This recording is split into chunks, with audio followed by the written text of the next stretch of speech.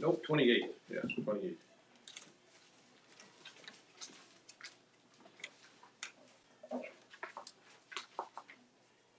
So let's read 28 through the verse 37. It says, are we on? Oh, okay. So we do want to welcome those online to the River Bible Church as we continue our study in John, finding faith in a world of unbelief, and through this, from a human perspective, the tragedy of the death of Lazarus, and from a divine perspective, God's plan to draw faith out of folks, out of his disciples who were following him, and in this passage, we see that, again, what we see in Philippians, that 100% deity and 100% humanity of Jesus in this passage. And he's troubled. He's troubled by the reaction that he gets here. And so let's read it. And verse 20 says, when he had said this, she went and called her sister Mary, saying in private, the teacher is here and is calling you. And when she heard it, she rose quickly and went to him. Now Jesus had not yet come into the village, but was still in the place where Martha had met him. And when the Jews who were with her in the house, consoling her, saw Mary rise quickly and go out, they followed her, supposing that she was going to the tomb to weep there. Now, when Mary came to where Jesus was and saw him, she fell at his feet, saying to him, Lord, if you had been here, my brother would not have died. And when Jesus saw her weeping, and the Jews who had come with her also weeping, he was deeply moved in his spirit and greatly troubled. And he said, where have you laid him? And they said to him, Lord, come and see. And Jesus wept. And so the Jews said, see how he loved him. But some of them said, could not he who opened the eyes of the blind man also have kept this man from dying? That's the better question. As you begin to understand the passage, that's the better question. Tammy and I had an opportunity when we were in Israel to go to Bethany. I'm not sure you can go there now. It's a troubled part of the nation, and so we got to go to the spot where they believe this place. And, got into the tomb, and we were able to go down the stairs and see where the tomb would have been in that day. So we got some pictures of that. I think somewhere maybe we can get them up and show them to you next week on some slides. Show you that area. So so when he said this in verse 28, she went and called her sister Mary, and saying in private, the teacher is here and calling for you. Now let's remember go back a little bit and remember that when Jesus is coming back here, he was under a death sentence at that point. They wanted to stone him to death because of all the good things he had done. And the disciples are afraid. If you really get into the story here, it's really kind of an edge of your seat. A lot of tension, a lot of dynamics. There's a lot of things going on with this passage, and it becomes familiar because it's one of the more exciting stories in the Bible, and so we probably read it a lot and can lose some of the tension from becoming too familiar with the words. But it really is an edge of your seat story, because again, you have the divine perspective and you have the human perspective. The human perspective from Mary and Martha. Remember, they were not trusting in his timing. I went over a list of 8 or 9 things last week, and through this passage that they were simply not trusting him. They were not believing what Jesus was saying. And so, from the disciples' perspective, oh well, let's go with him. We might as well die with him. Remember, that's their perspective. We're going to go back, and they're going to kill him, and they're going to kill us because we're with him. And from his perspective, he waited a couple extra days. Remember, because he has his plan. He's going to come. He's going to raise him up, and he sent that message back. And so there's 2 tracks going along this whole time. There's how Mary and Martha are thinking. There's how the disciples are thinking. There's how the Jewish mourners are thinking, and from their perspective, even some of the horrific things that Jesus does when he, for instance, instructs Mary when she comes and falls down at his feet. Women didn't do that to a rabbi. You know, that would have been a horrific thing, you know, for those who were watching. You know, that would have taken them aback a little bit. So, so Mary goes to Martha in private because, again, Jesus, as we see in a couple of verses here, is waiting outside the village. He hasn't come in yet. And so he's realizing that if he comes in and those Jews that are around and want to stone him, it's not his time to die yet, so he's not going to get stoned to death, right? We know that. He's told us that many times in Scripture. It wasn't his time, so he disappeared from the crowd. We saw that at the end of chapter 8 here in John. But he didn't want to bring the commotion, you know, and cause all that. He didn't want to get the attention all on him and what those people wanted to do to him when they were trying to focus on what he was trying to do here. So he's just staying outside, trying not to create an unnecessary commotion. Martha goes and gets Mary. Verse 29, and when she heard it, she rose quickly and went to him. And so she's obviously looking forward to Jesus coming. She's excited that he's there. But why? Why is she excited that he's there? What does she want to tell him? Same thing Martha told him. Remember? We talked about that last week. What is Mary so excited about telling Jesus? If you had been here, you know, he wouldn't have died, right? And so she's always looking forward. She's obviously looking forward to seeing Jesus. And then want to ask him, why didn't you do what you should have done? We talked about that last week. Everybody has their perspective on what God should be doing in certain trying circumstances. And, you know, God doesn't go by our plans. I've been reading through Isaiah, and I just read chapter 55, where he's saying, my thoughts are not your thoughts, and my ways are not your ways. And it kind of, you know, makes us take a stand back sometimes and think, you know, about the awesome wonder, you know, of God. And that, you know, this didn't take him by surprise. No, not in the least. You know, something like this was planned out from eternity past, from our eternal God.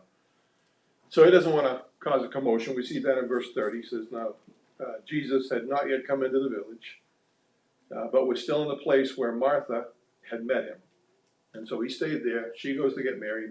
So then you got the Jews. When Mary leaves the house, now all these people had come to mourn with Martha and Mary, right?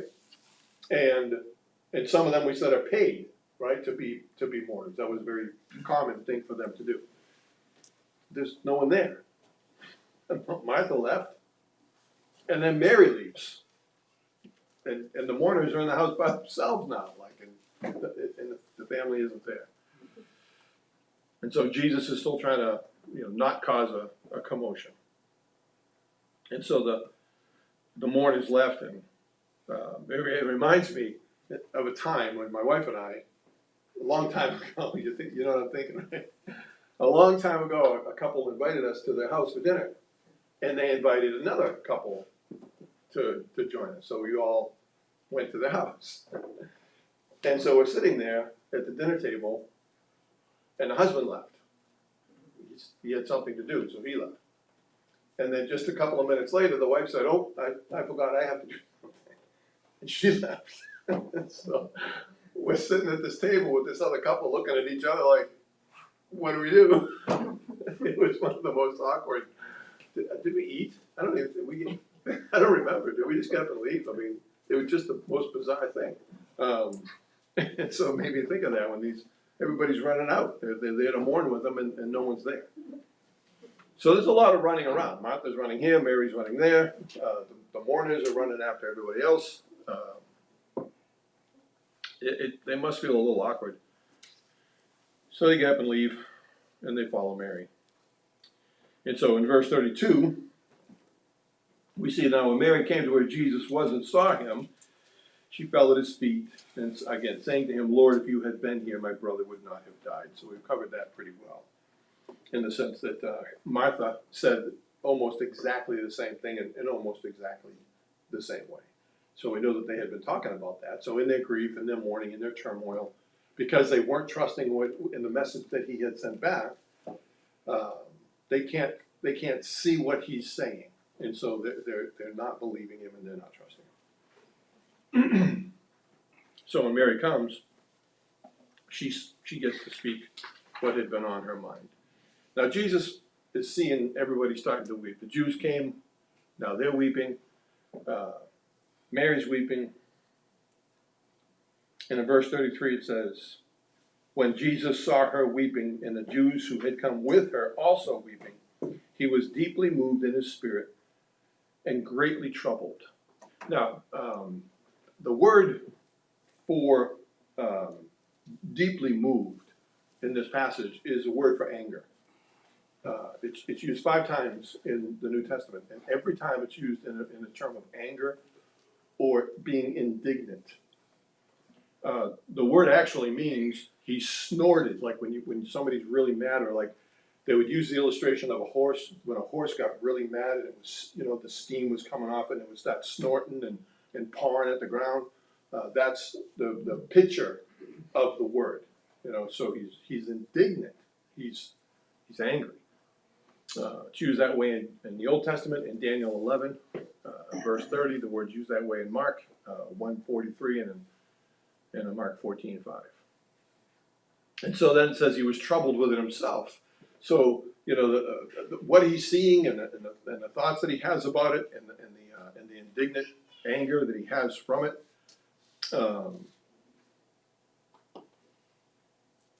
is a little different than what we might think. Even a little further on, it says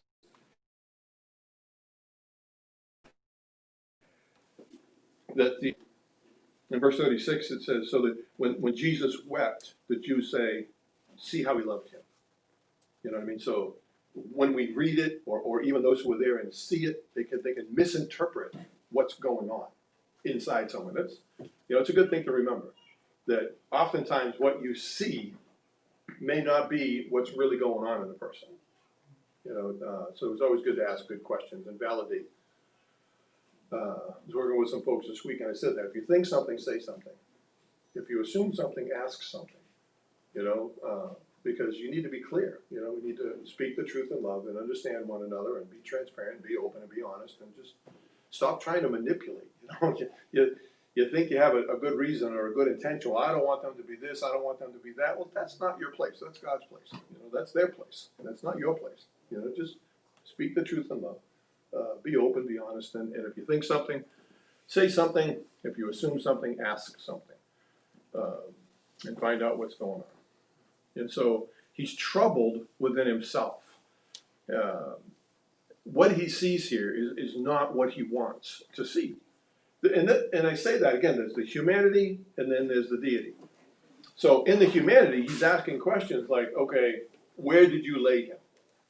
Now, does anybody question whether in his deity he needs to ask that question? Of course he knows those things. But remember, from Philippians 2, he doesn't use all of that deity, for his favor. So he's asking questions, and this is kind of like when turn to where do I want to go? Turn to Luke 19. Luke 19.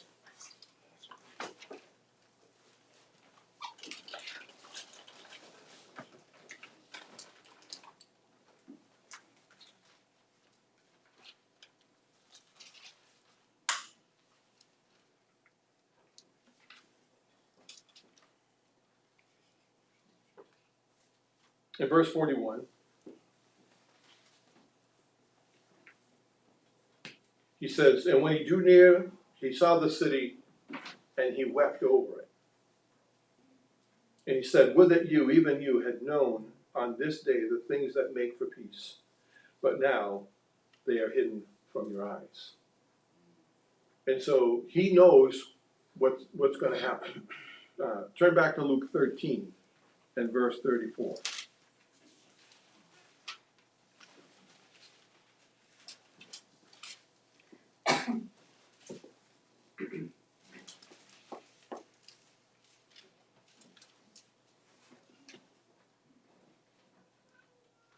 In verse 34 he says, "O Jerusalem, Jerusalem, the city that kills the prophets and stones those who are sent to it. How often would I have gathered your children together as a hen gathers her brood under her wings, and you would not. Behold, your house is forsaken. And I tell you, you will not see me until you say, blessed is he who comes in the name of the Lord." And so, you see that tension there? You know, there's what he wants to do. But because of their willfulness, because of their willful and open rebellion, and it's, how many times I would have gathered you together, but you would not. You know? So it's not that he's not doing everything he could, they're rejecting that. You know, it's just like salvation. You know, it's like people don't go to hell because they're sinners. They go to hell because they reject Christ. Just like he's being rejected here. You know, and he's weeping over that. You know, and so he's weeping over this situation with these people where he's done everything. Even in verse 37, back to John 11.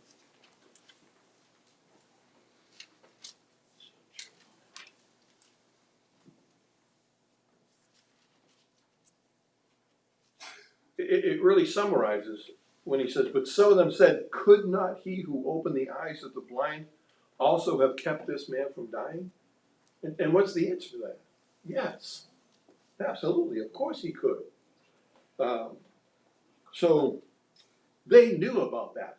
You know, that had happened months or a year ago or something.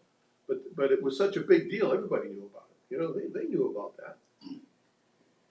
And so even this, you see, he's got his disciples, and then he's got his real close friends who he loves, Mary and Martha and Lazarus. And they're like resisting him more than this group that's kind of like on the outside. And they're saying, well, he raised, you know, he made that blind guy be able to see. Of course he could do this. Look at Hebrews chapter 5.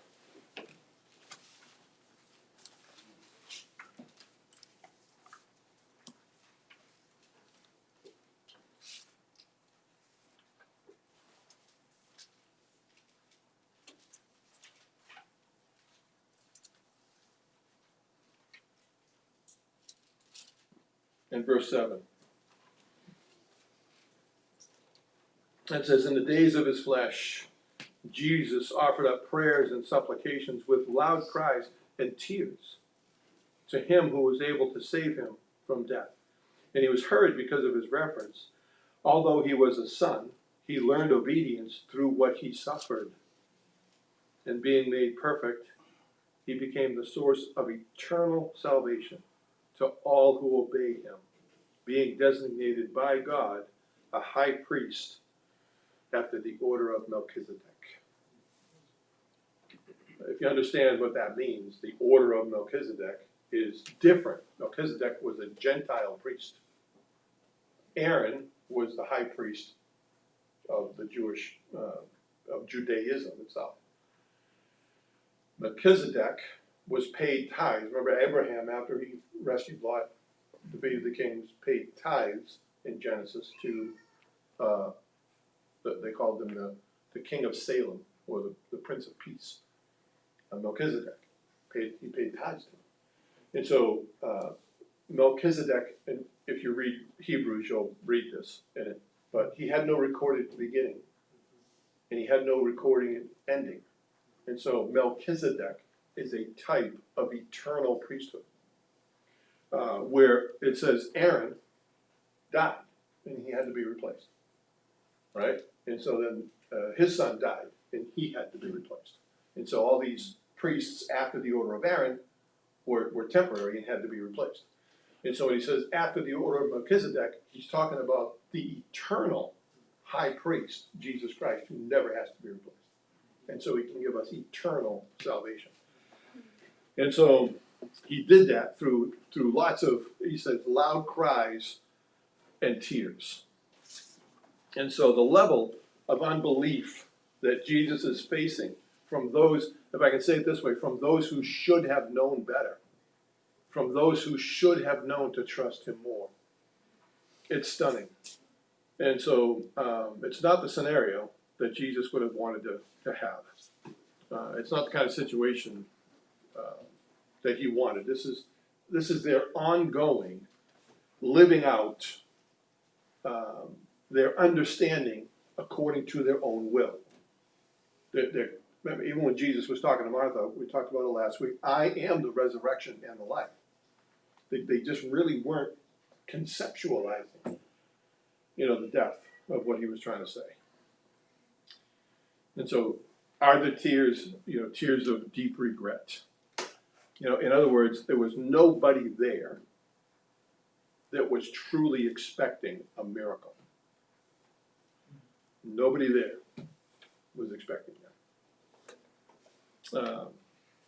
And for the same reason, no one could accuse Jesus of plotting this and being in collusion with the sisters or being in collusion with Lazarus, like they were setting something up that wasn't real. They couldn't. Remember, he was 4 days dead, and that was a big deal. And so the Jews said, see how he loved him. Again, just people have a tendency to see and misinterpret emotion, displays of emotion. And so just remember this, just because they make that statement doesn't make it true. Now, is it true that Jesus loved them? Of course. Yeah, we're not saying that's not true. But we're saying their conclusion about what he was doing. Some of them were impressed by the show of emotion. The others were talking about, they wondered why he didn't prevent Lazarus' death. And by wondering why he didn't prevent it was a display of the fact that they really didn't understand what he was about to do by raising him up. Right? So, he was a high priest.